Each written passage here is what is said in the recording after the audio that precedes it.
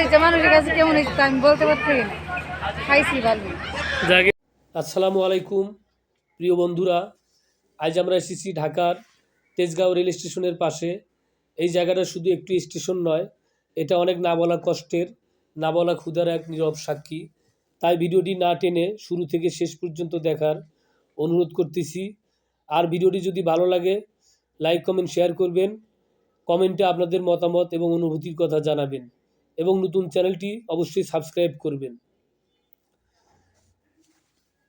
প্রতিদিন কত মানুষ এখানে আসে, কেউ কাজের খোঁজে, কেউ ভাগ্যের সন্ধানে, আবার কেউ শুধু বেঁচে থাকার লড়াইয়ে। মানুষকে অন্তত একবেলা খাবার খাওয়ানো, এটা অনেক বড় কিছু না হলেও যার পেটে ক্ষুধা আছে তার কাছে এটাই অনেক আনন্দের।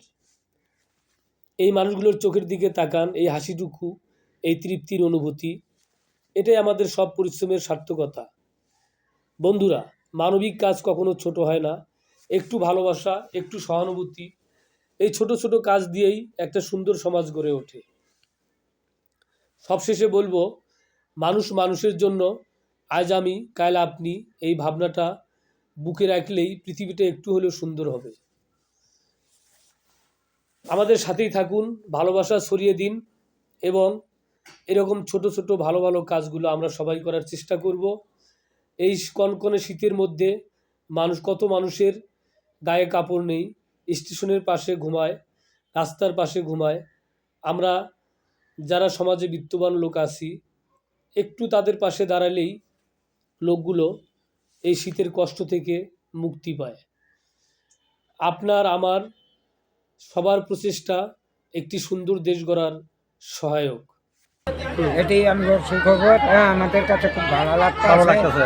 আমরা চাই যে আপনারা পরিবর্তন থেকে আরো ভালো পরিবেশন করতে পারেন, আর ভালোভাবে পরিবেশন করতে পারে, এটাই আমরা চাই। এরা খায়া দেন আপনাদের সকলকে দোয়া করে, দোয়াটাই তো বড় দোয়া। আমরা এরকম আরও একজনের কাছ থেকে শুনবো খাওয়ার পরে তার অনুভূতির কথা। তিনি কি বলেন শোনেন।